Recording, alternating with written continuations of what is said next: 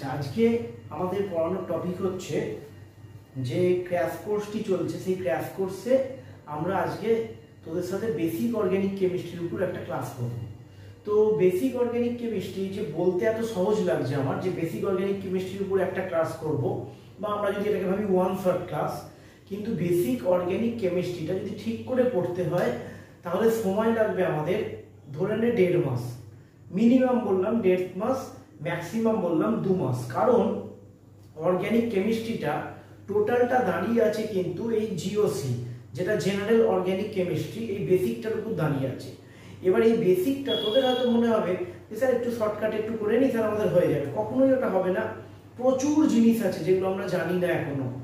তবু তারই মধ্যে এই শর্ট টাইমে জেনফার পরীক্ষাটা ধর 31শে জুলাই বা নিটটার এই বছরের জন্য এতটাই কম সময় এবং আমাদের এতটা হিউজ সিলেবাস, তো তার জন্য আমরা আজকের এই ক্লাসটাতে জিওসি যেটাকে বলছি তার উপর একটা মেন টপিকগুলোর উপর একটা ক্লাস করব। এবং এই ক্লাসটার পর তোদের কাজ হবে যে প্রত্যেকটা টপিকের উপর সেই টপিক রিলেটেড কি ধরনের এমসিকিউ হয় সেই এমসিকিউ গুলোকে নিয়ে স্টাডি করা, এটা থাকবে আমাদের কাজ। তো বেসিক অর্গ্যানিক কেমিস্ট্রি বা জিওসি এটা হিউজ একটা সিলেবাস, বলেই দিলাম। এটা করাতে মিনিমাম ধর 1.5 মাস মতো সময় লাগবেই যদি কেউ ভালো করে শিখতে চায়। তো 1.5 মাস যদি ধরে আমরা বেসিক অর্গ্যানিক কেমিস্ট্রি পড়ি, তাতে আমাদের আর কিছুই পড়া হবে না, আর কিছুই হবে না। যার কারণে ছোট্টর উপর একটা জাস্ট বেসিক অর্গ্যানিক কেমিস্ট্রি, এটা ওয়ান শর্ট ক্লাস বলাটা ভুল, কারণ এটা একটাতে পুরোটা কভার হচ্ছে না। তো ছোট্ট করে একটা বেসিক অর্গ্যানিক কেমিস্ট্রি যে সমস্ত জিনিসগুলো জানাটা খুবই জরুরি, যেমন ধর হাইব্রিডাইজেশন, যেমন ধর সংকরায়ন, যেমন ধর প্লাস আই এফেক্ট, যেমন ধর কার্বোক্যাটায়ন, যেমন ধর নিউক্লিওফাইল, এই টপিকগুলোর উপর আজকে আমরা এই ক্লাসটা করব। ধর হাইব্রিডাইজেশন, এটা একটা ইম্পর্টেন্ট টপিক, তোরা জানিস। এর বাংলা হচ্ছে সংকরায়ন। তো আমরা কি করব, এটাকে একটু ভালো করে পড়ে নেবো, কারণ এটা ছাড়া আমরা অনেকাংশে অচল। হাইব্রিডাইজেশন, তো হাইব্রিডাইজেশন অর্গ্যানিকে কী কী হাইব্রিডাইজেশন হয়? অর্গ্যানিকে এসপি হয়, SP2 হয়, SP3 হয়। কীভাবে বার করব তার আগে শর্টকাট মেথডটা শিখিয়ে দিই। এগুলো কীভাবে তৈরি হচ্ছে সেগুলো আর করার দরকার নেই, ক্লাস 11-এ ছিল, ঠিক আছে। কিন্তু কীভাবে বার করতে হয় দেখ, আমি তোদের দেখিয়ে দিচ্ছি, তোরা নিজেরা ইচ্ছা করলে শিখে নিতে পারবি। ধর এরকম একটা যৌগ আছে, হ্যাঁ, এরকম একটা যৌগ আছে। কোনো কার্বনের সঙ্গে যদি দুপাশ কার্বনের 4টে হাত হয়, তো এখানে অর্গ্যানিক যৌগে দুদিক থাকে। কোনো একটা দিকে যদি ডবল বন্ড থাকে, এই ডবল বন্ডটা যে কার্বনের সঙ্গে লেগে আছে সেই কার্বনগুলো SP2 হবে। ডবল বন্ড থাকলে SP2, ট্রিপল বন্ড থাকলে SP, আর সিঙ্গেল বন্ড চারিদিকে থাকলে SP3। তাহলে এখানে এই কার্বনটা SP2 সংকরায়িত কার্বন। কেন SP2 সংকরায়িত কার্বন, কেন আমি ডিটেলস আর যাচ্ছি না, কনসেপ্টে আর যাচ্ছি না। এই কার্বনের সঙ্গে মনে রাখবি একটা ডবল বন্ড আছে। তুই দেখবি এদিকে তোর মনে হতে পারে স্যার ডবল বন্ড যেমনি আছে তো সিঙ্গেল বন্ডও আছে। না, ডবল বন্ড পেয়ে গেলে আর সিঙ্গেল বন্ডটাকে ধরবো না। যেমন এই কার্বনের সংকরায়ন, চিন্তা কর কী হবে, SP, ঠিক আছে। কেন, কারণ এই কার্বনের সঙ্গে ট্রিপল বন্ড আছে, এই কার্বনেরও সংকরায়ন হবে কত, SP। এই কার্বনটার সংকরায়ন হবে SP3। কেন SP3, কারণ এই কার্বনটাকে যদি আমি ভেঙে লিখি তাহলে কীরকম দেখতে হচ্ছে, দেখ 3টে হাইড্রোজেন আছে, এই কার্বনটা দেখ 3টে আছে হাইড্রোজেন, সব কটা দেখ সিঙ্গেল বন্ড। সব যদি সিঙ্গেল বন্ড থাকে তাহলে সেই কার্বনের সংকরায়ন SP3। যদি ডবল বন্ড থাকে একটা তাহলে SP2, আর যদি একটা ট্রিপল বন্ড থাকে তাহলে সেই কার্বনের সংকরায়ন হবে SP। ভালো করে শিখে নিবি, ভালো করে প্র্যাকটিস করবি, হ্যাঁ। বুঝতেই পারছিস একদিনে করাবো ওয়ান শর্ট ভিডিও, সুতরাং ডিটেলসে আর যাওয়ার টাইম নেই, যেটা আগামী মাস থেকে একদম ডিটেলসে হবে, ঠিক আছে। তো এই হাইব্রিডাইজেশন থেকে কিরম প্রশ্ন আসতে পারে তার আগে একটা ইনফরমেশান দিয়ে দিই। কার্বনের ইলেকট্রোনেগেটিভিটি অফ কার্বনের ইলেকট্রোনেগেটিভিটি একটু মনে রাখবি। যে কার্বনে SP সংকরায়ন আছে সেই কার্বনের ইলেকট্রোনেগেটিভিটি সব থেকে বেশি, তারপর SP2, তারপর SP3। যে কার্বনে SP সংকরায়িত আছে, যে কার্বনটা SP সংকরায়িত, তার ইলেকট্রোনেগেটিভিটির মান সব থেকে বেশি হয়, ঠিক আছে। এবার মনে হতে পারে স্যার এগুলো কোথায় কাজে লাগবে আমাদের, এই যে এইটা বললেন এটা কোথায় কাজে লাগবে। সেপ্টেম্বর থেকে যখন ক্লাসগুলো করাবো আমি ডিটেলসে যাব, এর অনেক এক্সাম্পল নিয়ে করাবো। তো আজকে একটা এক্সাম্পল জাস্ট বলে দিই তোদের। ধর এই একটা অ্যাসিড আছে, ঠিক আছে, এই একটা অ্যাসিড আর এই একটা অ্যাসিড, দুটো অ্যাসিড আমি আঁকলাম, দুটো অ্যাসিড এঁকেছি, ঠিক আছে। এইবার দুটো অ্যাসিডের মধ্যে আমি তোকে জিজ্ঞেস করলাম কোন অ্যাসিডটা তীব্র অ্যাসিড, এই দুটো অ্যাসিডের মধ্যে কোন অ্যাসিডটা তীব্র অ্যাসিড। তো তীব্র অ্যাসিড বা মৃদু অ্যাসিড কী করে বিচার করতে হয়, যারা পড়তিস মোটামুটি জানিস। হ্যাঁ, অ্যাসিড সেই ভালো হবে যার এই বন্ডটা দুর্বল হবে, এই বন্ডটা যে কোনো সি ডবল বন্ডও থাকে আর ওইচ থাকে, তো যার ক্ষেত্রে এই ওইচ বন্ধনটা দুর্বল হবে সেটা ভালো অ্যাসিড হবে। তো কার ক্ষেত্রে দুর্বল হবে, যার ক্ষেত্রে এদিক থেকে একটা টানা গ্রুপ থাকবে, এদিক থেকে যদি ইলেকট্রনকে টেনে নেয় তাহলে এখান থেকেও ইলেকট্রনগুলো টান পড়বে, এখান থেকেও ইলেকট্রনগুলোর টান পড়বে। একটা কনসেপ্ট মনে রাখবি, একটা বন্ডে যদি মাঝামাঝি জায়গায় ইলেকট্রন থাকে তাহলে সেই বন্ধনটাকে আমরা বলি শক্তিশালী বন্ধন, আর একটা বন্ধনে ইলেকট্রন যদি ধারে চলে আসে সেই বন্ধনটাকে আমরা বলি দুর্বল বন্ধন। তাহলে এখানে যদি কোনো টানা গ্রুপ থাকে তাহলে এখান থেকেও টান পড়বে, এখান থেকেও টান পড়বে, তাহলে এই বন্ধনটা কি হয়ে যাবে, দুর্বল হয়ে যাবে।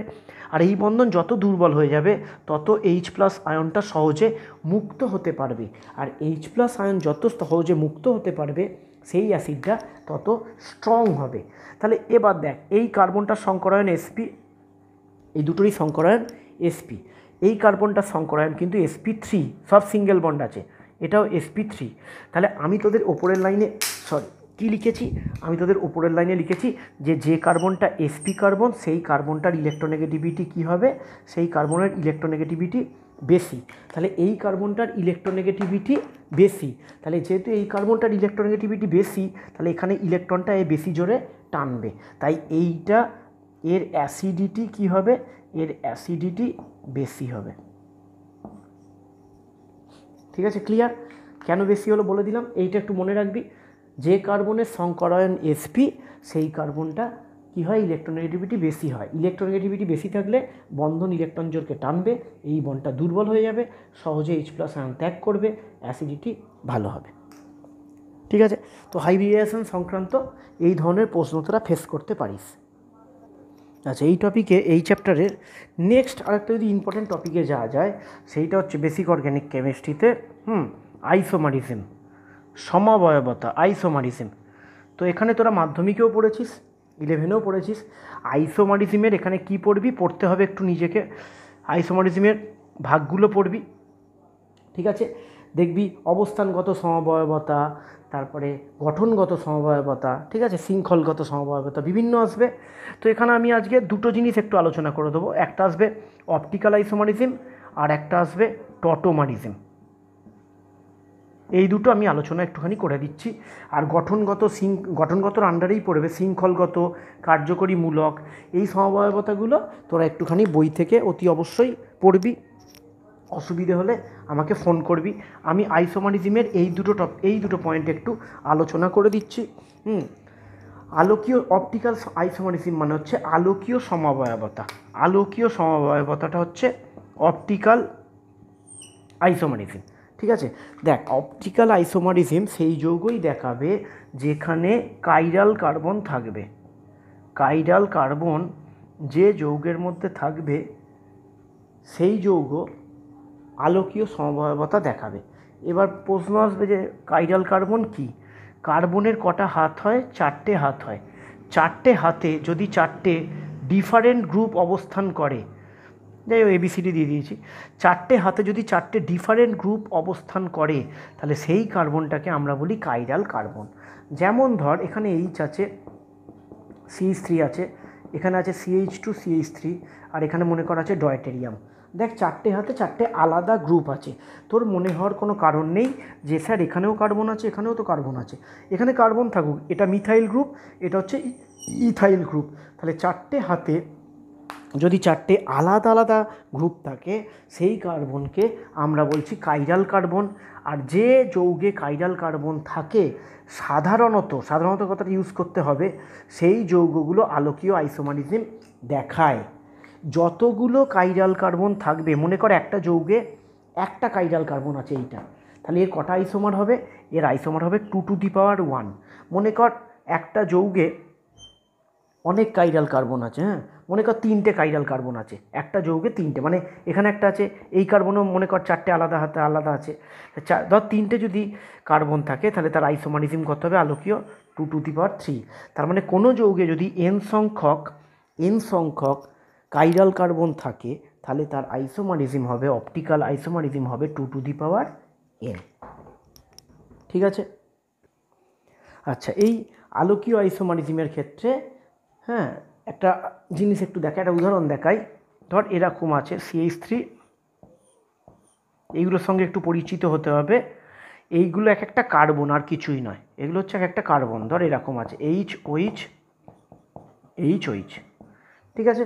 তো এই যে যৌগটা আছে, এই যৌগটাতে কাইরাল কার্বন দেখ দুটো আছে, এটা কাইরাল কার্বন। কেন কাইরাল কার্বন?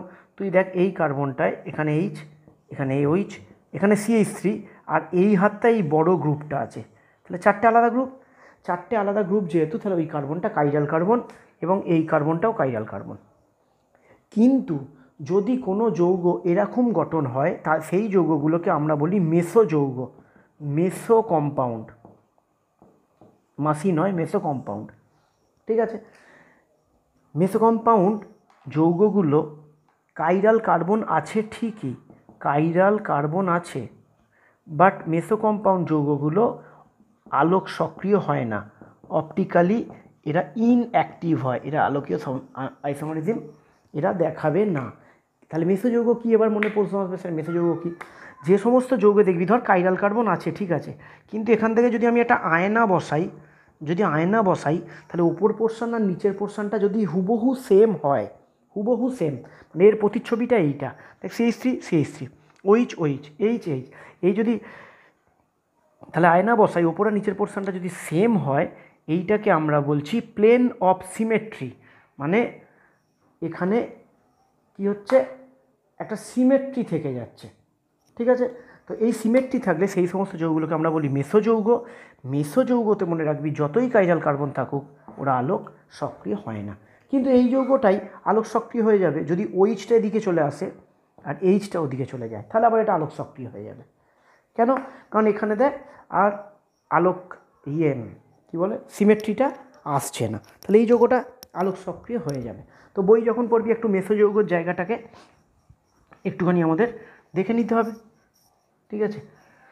আলোক হলো। এবার চলে যাব আমরা টটোমারিজমে, একটু চলে যাব। টটোমারিজম জিনিসটা কি?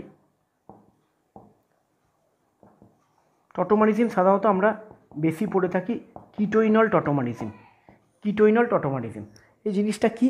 এবং আমার সবথেকে গুরুত্বপূর্ণ যেটা MCQতে আসে, যে কিটোইনল টটোমারিজম কারা দেখাবে? যে সমস্ত যৌগে দেখো এটা হচ্ছে C⋯O কিটোন গ্রুপ, বা H যদি এখানে থাকে তাহলে সেটা হচ্ছে অ্যালডিহাইড গ্রুপ। C⋯Oটাকে আমরা বলি কার্বনিল গ্রুপের, এটা যদি মেন গ্রুপ হয়, এর পাশে যদি কোনো কার্বন থাকে তাহলে সেই কার্বনকে আমরা বলি আলফা কার্বন। এখানে যদি কার্বন থাকে তাকে আমরা বলি আলফা কার্বন। আলফা কার্বনে যদি কোনো হাইড্রোজেন থাকে, ধর এটা CH3 আর এটা ধর CH2CH3, তাহলে এখানে আমাকে চিনতে হবে এটা হচ্ছে আলফা কার্বন, এখানে আলফা হাইড্রোজেন = 5। এইটা যতক্ষণ না বুঝতে পারবি তোর কিন্তু অনেক জায়গায় কনসেপ্টে গন্ডগোল থেকে যাবে। কি বললাম? C⋯O এটা যেটা রয়েছে এটা মেন গ্রুপ, সবসময় মেন গ্রুপের পাশের কার্বনকে আমরা বলি আলফা কার্বন। তাহলে এটা আলফা কার্বন, এটা আলফা কার্বন। তাহলে আলফা হাইড্রোজেন কাকে বলবো? আলফা কার্বনের সঙ্গে যে হাইড্রোজেনগুলো সরাসরি যুক্ত আছে আমরা তাদেরকে বলি আলফা হাইড্রোজেন। তাহলে এই কার্বনটার সঙ্গে সরাসরি কটা হাইড্রোজেন যুক্ত আছে? 3টে। এইটার সঙ্গে সরাসরি কটা যুক্ত আছে? 2টো। তাহলে মোট আলফা হাইড্রোজেন কটা আছে? 5টা। ফার্স্ট আমাদের আইডেন্টিফাই করতে হবে যৌগটাতে কতগুলো আলফা হাইড্রোজেন আছে। তাহলে এখানে আলফা হাইড্রোজেন আছে কটা? 5টা। ঠিক আছে? তো এই 5টা আলফা হাইড্রোজেন যেহেতু আছে, যে সমস্ত যৌগের মধ্যে ফার্স্ট ক্রাইটেরিয়া আলফা হাইড্রোজেন উপস্থিত, 5টা কেন, একটা থাকলেও হবে, যে সমস্ত যৌগের মধ্যে আলফা হাইড্রোজেন আছে তারা সেই যৌগগুলো কিটোইনল টটোমারিজম দেখাবে। তাহলে ফার্স্ট ক্রাইটেরিয়া হচ্ছে আলফা হাইড্রোজেন থাকতে হবে। এবার যেটা ভুল করে স্টুডেন্টরা, সেই ভুলটা হচ্ছে এইটা ধর, এখানে কিন্তু কোনো আলফা হাইড্রোজেন নেই, এটা কিন্তু বুঝতেই হবে। তোর মনে হবে স্যার কেন, এই তো রয়েছে, এটা তো আলফা হাইড্রোজেন। না, আলফা হাইড্রোজেন আমরা বলবো আলফা কার্বনের সঙ্গে যে হাইড্রোজেনগুলো লেগে থাকবে আমরা তাদেরকে বলবো আলফা হাইড্রোজেন, ওইটাকে আলফা হাইড্রোজেন বলবো না। ঠিক আছে, তাহলে এই কিটোইনল টটোমারিজম দেখাবে না। ভালো করে বইটা পড়বি, এবার বুঝতে পারবি। এবার চলে যাই কিটোইনল টটোমারিজম জিনিসটা কি। ধর ওই যৌগটা, এই CH3টাকে, ওই যৌগটা নয়, আমি এদিকেও CH3 দিলাম, এদিকেও CH3 দিলাম, এই যৌগটা, এই গ্রুপটাকে আমি তাকে এইভাবে লিখতে পারি, বোঝানোর জন্য লিখলাম। C ডবল বন্ডটাকে ভেঙে দিয়ে CH2H দেখালাম। এটা হচ্ছে একটা ওয়ান টাইপ অফ রেজোনেন্সের মতো, এখানে এটা গেল, এখানে এই বন্ডটা খুলে গেল। তাহলে কি হলো জিনিসটা খুলে গিয়ে, এটা যেমন CH3 আছে রইল, এটা হয়ে গেল O মাইনাস, আর এখানে হয়ে গেল ডবল বন্ড।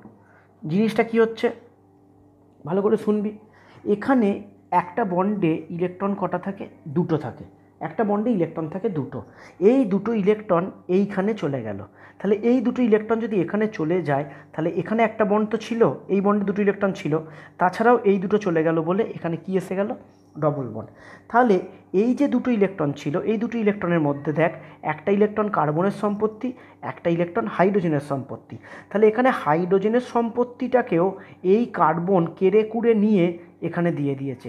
তার মানে হাইড্রোজেন নিঃস্ব হয়ে গেছে ওর জীবনে আর কিছু নেই, ও H+ হিসেবে নিঃস্ব হয়ে বেরিয়ে গেছে। কেন বলছি নিঃস্ব হয়ে গেছে, এইচে ইলেকট্রন একটা থাকে, তাহলে H+ কটা ইলেকট্রন থাকে, 0। কেন 0 হয়ে গেল, কারণ এখানে এই হাইড্রোজেনের এই ইলেকট্রনটা ছিল, এটাকেও তো এখানে পাঠিয়ে দিয়েছে, তাহলে H+ হিসেবে বেরিয়ে গেছে। তাহলে এখানে যেই ডবল বন্ড হলো, তাহলে এখানে যদি আমরা একটা বন্ড দিই, ধর এখানে যদি একটা বন্ড দিই, তাহলে এই কার্বনের কটা হাত হচ্ছে, দেখ এই কার্বনের 5টা হাত হয়ে যাচ্ছে। 5টা হাত হয়ে যাচ্ছে বলে এখানে একটা সিগমা বন্ড আছে, একটা পাই বন্ড আছে, পাই বন্ডটা এখানে খুলে গেল। মানে পাই বন্ডটা খুলে গেল মানে কি, একটা পাই বন্ডে বা যে কোনো একটা বন্ডে কটা ইলেকট্রন থাকে, দুটো, সেই ইলেকট্রন দুটো অক্সিজেনের মাথায় চলে গেল। তাহলে আবার এই কার্বনের 4টে হাত হয়ে গেল, তাহলে এখানে ডবল বন্ড হয়ে গেছে, এই ডবল বন্ডটা দিস না, এখানে ডবল বন্ড হয়ে গেছে, এটা O- হয়ে গেছে। এবার এই O- পাশে এই যে ভূত হয়ে গেছে H+ ঘুরছে নিঃস্ব হয়ে, ওই O- কাছে গিয়ে OH হয়ে গেল। ঠিক আছে, তো এই আইসোমারিজমটাকে আমরা বলছি কিটোইনল টটোমারিজম। কেন বলছি কিটো, দেখ এই যৌগটাকে কিটো যৌগ বলি, C ডবল বন্ড থাকলে তাদেরকে বলি কিটোন বা কিটো। আর এই যৌগটা দেখ ইন অল, ডবল বন্ড থাকলে আমরা বলি ইন, আর OH থাকলে আমরা বলি অল। তাহলে এই যৌগটা হচ্ছে ইনল, এই যৌগটা কিটোইনল টটোমারিজম হচ্ছে এইটা। তাহলে এখান থেকে আমাকে ভালো করে পড়তে হবে যে কোন যৌগগুলো কিটোইনল টটোমারিজম দেখাবে, কে দেখাবে না, এটা বই থেকে ভালো করে পড়ে এটা নোট ডাউন করে নিবি। এরকম MCQ আসে যে নিচের কোন যৌগটি কিটোইনল টটোমারিজম দেখাবে না। ঠিক আছে, তো আলফা হাইড্রোজেন ক্যালকুলেশনটা খুব ভাইটাল, খাতায় লিখে লিখে পড়বি। আচ্ছা, তারপরে আমরা চলে যাব +I effect -I effect, inductive effect. এটা দেখ বোঝানোর মতো আমার কিছু নেই, কারণ এটা 11-12-এ বহু বোঝানো, বহু চর্চিত একটা টপিক। কেউ যদি ভুলে গিয়ে থাকিস একটু বই পড়ে নিবি, তবু একটুখানি আমি বলে দিচ্ছি। +I এফেক্ট মানে ধর এই ধরনের যদি গ্রুপ থাকে, কার্বন দেয়া যে কোনো গ্রুপ, মানে অ্যালকিল গ্রুপ যেটাকে বলছি, কার্বন দেয়া গ্রুপের কী এফেক্ট থাকে, +I এফেক্ট থাকে। +I এফেক্ট জিনিসটা কি, কোনো একটা বন্ধনে ইলেকট্রন থাকে দুটো, কোনো একটা বন্ধনে ইলেকট্রন থাকে কটা, দুটো, সেই দুটো ইলেকট্রনকে নিজের দিক থেকে দূরে ঠেলে দেওয়ার প্রবণতাকে বলা হয় +I এফেক্ট। যারা ইলেকট্রন দূরে ঠেলে দেয়, সাধারণত ইলেকট্রন কারা দূরে ঠেলে দেয়, যে কোনো কার্বন দেয়া গ্রুপ, সেটা একটা কার্বন হতে পারে, দুটো কার্বন হতে পারে। আর -I এফেক্ট কাকে বলছি আমরা, -I এফেক্ট বলছি যে কোনো ইলেকট্রোনেগেটিভ পরমাণু কী চাইবে, বন্ধন ইলেকট্রনকে নিজের দিকে টেনে নিতে, সেইটাকে আমরা বলছি -I এফেক্ট। আর ইলেকট্রন ঠেলাটাকে বলছি +I এফেক্ট। এটা ডিটেলসটা একটু কিন্তু তোদের পড়তে হবে, ঠিক আছে, বই থেকে একটু ডিটেলসটা পড়তেই হবে। একটু আগে দেখবি ওই ইলেকট্রোনেগেটিভিটি দিয়ে অ্যাসিডিটি বলছিলাম, দেখ এরকম যদি থাকে,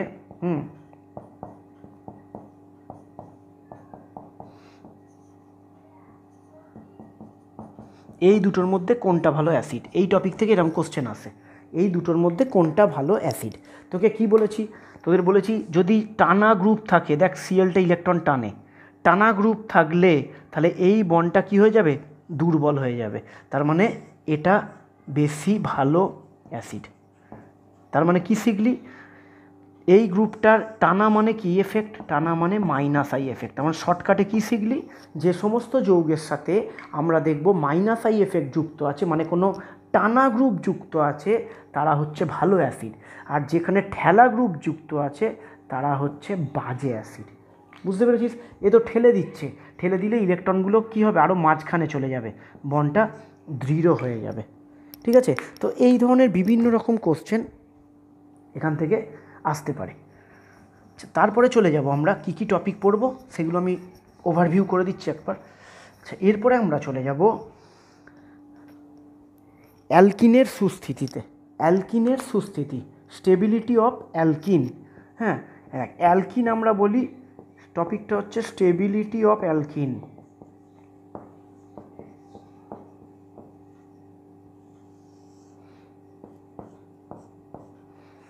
আচ্ছা, অ্যালকিন মানে হচ্ছে সি ডবল বন্ড সি থাকবে, আর এর সাথে কি থাকবে, আরও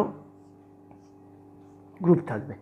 তো সি ডবল বন্ড সিটা হচ্ছে অ্যালকিনের কার্যকরী group, functional group. C double bond সিটা হচ্ছে অ্যালকিনের ফাংশনাল গ্রুপ।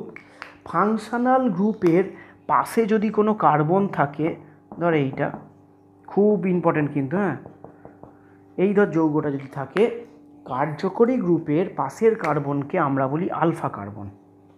কার্যকরী গ্রুপের পাশের কার্বনকে আমরা বলে থাকি আলফা কার্বন। আলফা কার্বনে যে হাইড্রোজেনগুলো যুক্ত থাকে তাদেরকে আমরা বলি আলফা হাইড্রোজেন। এখানে আলফা হাইড্রোজেন কটা আছে, 3টে, আর 3টে 6টা। বারবার বলছি এটা কিন্তু আলফা হাইড্রোজেন নয়, এটা যেন মিস্টেক কোনোভাবেই না হয়, এটা আলফা হাইড্রোজেন নয়, এটা আলফা হাইড্রোজেন নয়। ঠিক আছে, তো এগুলো হচ্ছে আলফা হাইড্রোজেন নয়, এই 3টে 6টা হচ্ছে আলফা হাইড্রোজেন। এবার মনে রাখবি, যে তোরা লিখে নিবি, আমি মুখে বলছি, কোনো অ্যালকিনে আলফা হাইড্রোজেনের সংখ্যা যত বেশি হবে সেই অ্যালকিনটা তত বেশি সুস্থিত হবে। আলফা হাইড্রোজেনের সংখ্যা বেশি হলে অ্যালকিনটা তত বেশি সুস্থিত হবে। ঠিক আছে, তাহলে যার আলফা হাইড্রোজেন কাউন্ট করবি, সি ডবল বন্ড সি, এর পাশের কার্বনটাকে আমরা বলি আলফা কার্বন।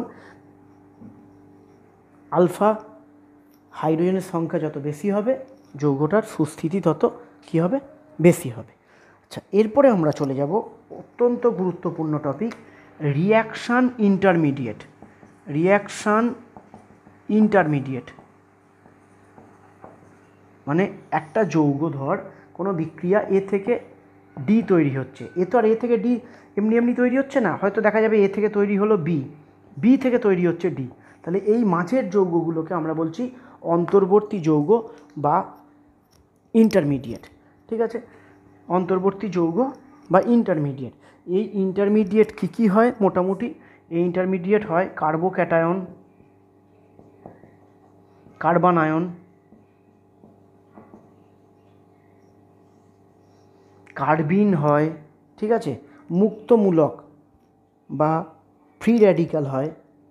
ঠিক আছে, তো আমি আশা করব এইটা নিশ্চয়ই সবাইকার একদম তৈরি, এই শর্ট টাইমে এইসবগুলো পড়ানোর সুযোগ নেই, এটা একদম আশা করব তৈরি তোদের। যদি তৈরি না থাকে বই পড়বি, অসুবিধা হলে আমাকে জিজ্ঞেস করবি। কার্বোক্যাটায়ন মোরাললেস সবাই কম বেশি জানিস যে এই জিনিসগুলো হয় কার্বোক্যাটায়ন। আমি একটু ছোট্ট করে বলে দিচ্ছি, তোরা কার্বোক্যাটায়নের বই থেকে স্থায়িত্বটা অতি অবশ্যই পড়বি, স্থায়িত্বটা মাস্ট। এই লেভেলে আর এইগুলোকে রিপিট করার মতো সময় বা সুযোগ নেই, স্থায়িত্বটা মাস্ট পড়বি। তবু আমি বলে দিচ্ছি, যত বেশি প্লাস আই এফেক্ট দেওয়া গ্রুপ থাকবে, মানে যারা ইলেকট্রন ঠেলে, ইলেকট্রন কারা ঠেলে, এই কার্বন দেওয়া গ্রুপগুলো, যত বেশি কার্বন দেওয়া গ্রুপ থাকবে তার স্থায়িত্ব তত বেশি হবে। আর এই কার্বোক্যাটায়নটাকে আমরা বলছি 3 ডিগ্রি কার্বোক্যাটায়ন, এটা বোঝাটা জরুরি, ভালো করে দেখে নে। ডিগ্রি কীভাবে বিচার করব, যে কার্বনে প্লাস আছে, তোরা দরকার হলে বাংলায় লিখে নিবি, এগুলো কিন্তু পরে আর এত ডিটেলসে হবে না। যে কার্বনে প্লাস আছে সেই কার্বনটা সরাসরি, সরাসরি কথাটা খুব এসেন্সিয়াল, সেই কার্বনটা সরাসরি কতগুলো কার্বনের সঙ্গে যুক্ত আছে।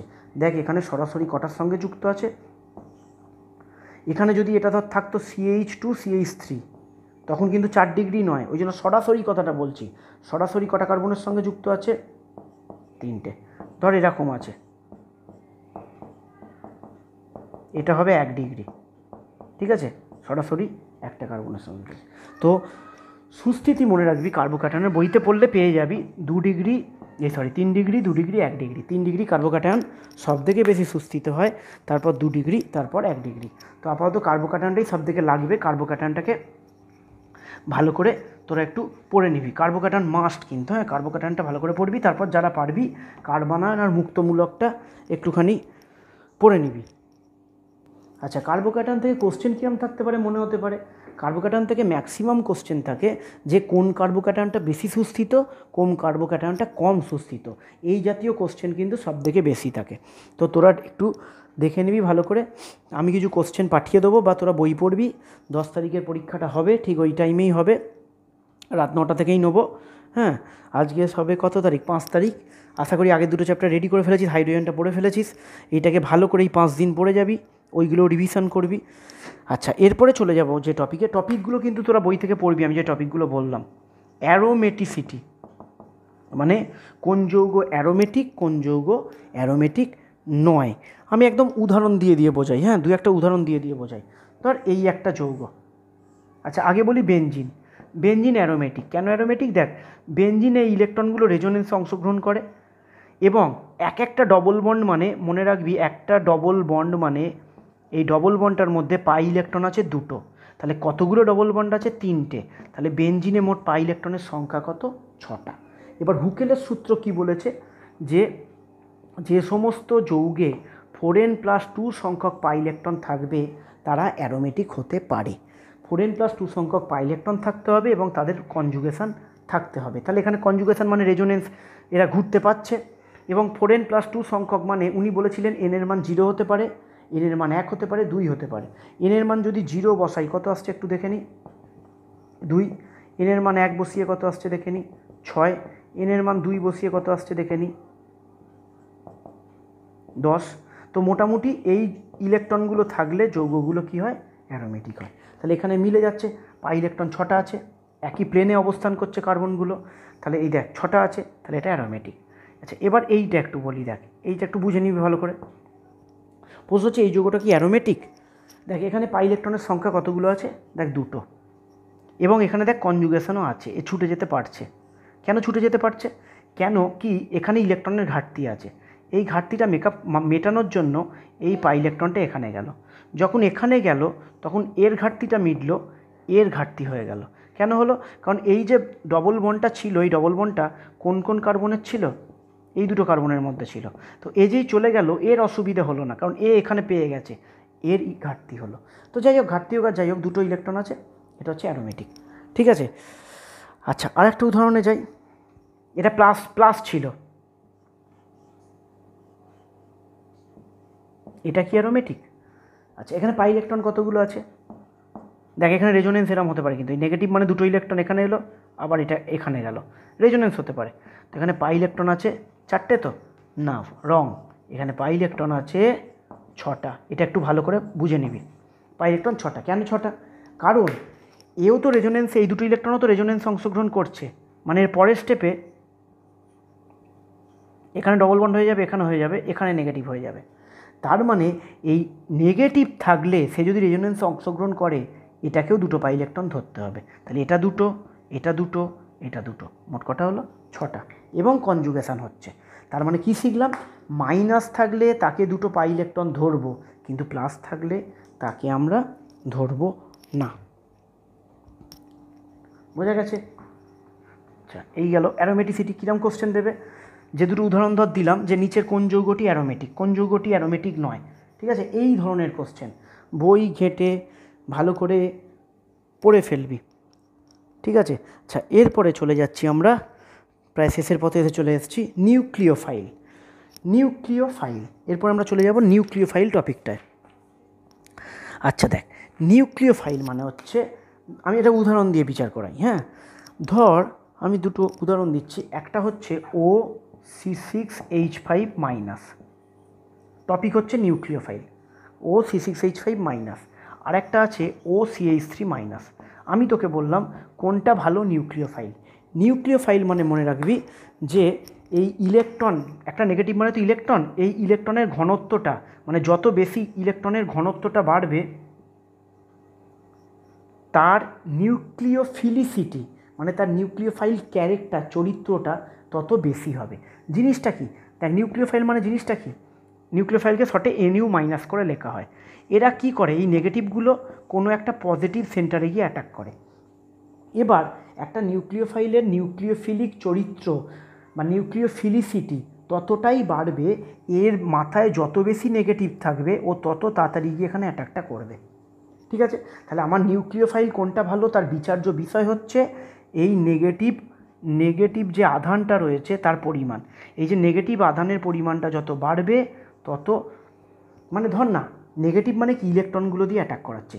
এবার যার কাছে বেশি ইলেকট্রন ঘনত্ব থাকবে তে তাড়াতাড়ি গিয়ে অ্যাটাক করবে। আচ্ছা, এবার এইটাকে একটু আঁকছি, দেখ এটাকে যদি আমরা আঁকি, এটা দেখ এখানে রেজোনেন্স হবে, এটাকে যদি আঁকি এখানে রেজোনেন্স হবে। কিন্তু এখানে যদি এটাকে আঁকি, দেখ কী হচ্ছে, এখানের প্লাস আই এফেক্ট আছে, ইলেকট্রন ঠেলছে, মানে দেখ এটার ক্ষেত্রে ইলেকট্রন ঘনত্বটা অনেক বেশি, যার কারণে এখানে অক্সিজেনটা চট করে গিয়ে অ্যাটাক করতে চাইবে অন্য কাউকে। কিন্তু এখানে এর তো ইলেকট্রন ঘনত্ব কম, তাছাড়াও যা ইলেকট্রন ছিল সেটা রেজোনেন্সে কাজ করতে ব্যস্ত হয়ে গেল, মানে ইলেকট্রনটা রিংয়ের ভেতর ঢুকে গেল। মানে এই ইলেকট্রনের লভ্যতা, যেটাকে বলছি অ্যাভেলেবিলিটি, সেইটা লভ্যতাটা কী হচ্ছে, এখানে লভ্যতাটা রেজোনেন্সের জন্য কমে যাচ্ছে। তো লভ্যতা যেহেতু কমে যাচ্ছে তাহলে এটা বাজে নিউক্লিওফাইল, এটা ভালো নিউক্লিওফাইল। তো তোরা মোটামুটি এই যে টপিক আলোচনা করলাম এই টপিকগুলো ভালো করে পড়তে থাক, ভালো করে পড়তে থাক, বিভিন্ন রকম কোশ্চেন অ্যান্সার নিয়ে বস, একটু চেষ্টা কর, বাড়িতে একটু খাট।